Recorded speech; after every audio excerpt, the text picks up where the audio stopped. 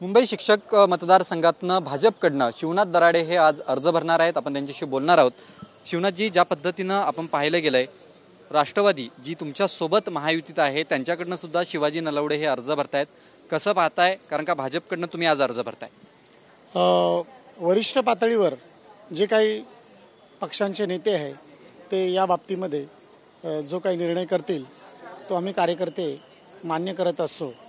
मी स्वतः मात्र शिक्षक उमेदवार आहे आणि मी स्वतः शिक्षक असून 25 वर्ष शिक्षक परिषद या शिक्षक चळवळीतही काम करतो आणि पक्षाने मला पुरस्कृत केलं आहे, उमेदवारी दिली।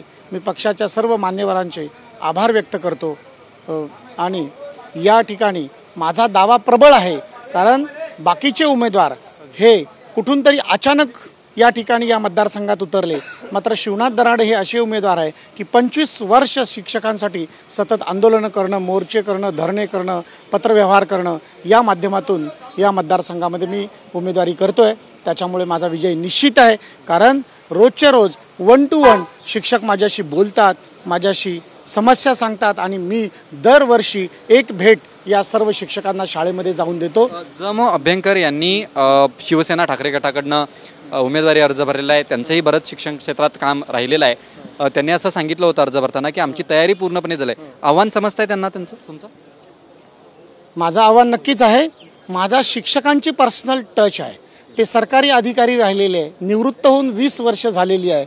मी शिक्षकांच्या बाजूने आंदोलनं केली, शिक्षकांसाठी लढलो आहे। त्यांनी शिक्षकांसाठी कधीही आंदोलन केलं नाही किंवा कुठेही धरणा दिला नाही किंवा मोर्चा काढलेला नाही आहे। मी आयुष्यभर शिक्षकांसाठी काम केलं आहे, त्याच्यामुळे माझंच आव्हान त्यांना आहे।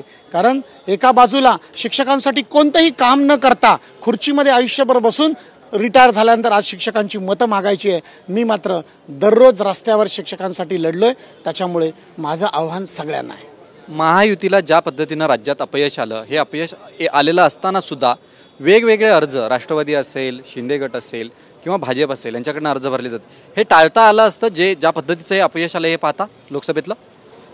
या पक्षीय राजकारणावर थोडंसं वरिष्ठ नेतेच भाष्य करू शकतील, याच्यावर मला भाष्य करता येणार नाही। मी शिक्षक चळवळ, शिक्षकांसाठी केलेली आंदोलन आणि माझी प्रबळ दावेदारी आणि मीच खरा शिक्षक उमेदवार आहे हे मला या ठिकाणी सांगायचं आहे। मनसेकडनं कोकण पदवीधर मतदारसंघाचा उमेदवारी अर्ज मागे घेण्यात आला, मनसेनं सुद्धा तुम्हाला पाठिंबा दिला होता।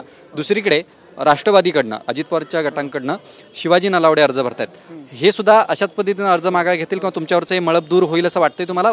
नक्कीच मला वाटतंय। माझी विनंती आहे सर्व मान्यवरांना की शिक्षक मतदारसंघ आहे आणि शिक्षक उमेदवार मी आहे, मी चळवळीतला माणूस आहे, मला त्यांनी पाठिंबा दिला आहे आणि नलावडे साहेब तर खूप मोठे नेते आहे, पक्षाचे मोठे नेते आहे, परंतु ते आणि त्यांचा पक्ष किंवा आमचा पक्ष मिळून याच्या बाबतीत नक्कीच सकारात्मक निर्णय करतील आणि शिवनाथ दराडे या एकमेव उमेदवाराला सर्व रस्ता समोर मोकळा असेल असं मला नक्की यातून वाटतं। म्हणजे तुमची तयारी झालेली आहे आणि तुम्ही विजय निश्चित मानताय? नक्कीच 11 ते 12 हजार शिक्षकांशी रोजचा संपर्क, फोनच्या माध्यमातून, व्हॉट्सअपच्या माध्यमातून, आणि तेही माझ्याशी संपर्क करतात। एवढा दांडगा संपर्क 1 to 1 शिक्षकांशी इतर कुठल्याही उमेदवाराचा नाही।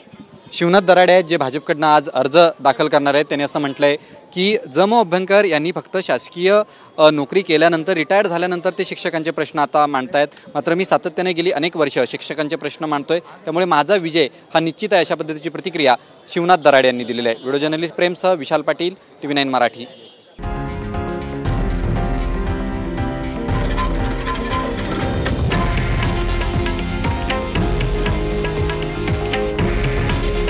हे आहे देशातील नंबर 1 न्यूज नेटवर्क आणि आपण पाहत आहात TV9 मराठी। काळजी तुमची, हित महाराष्ट्राचं।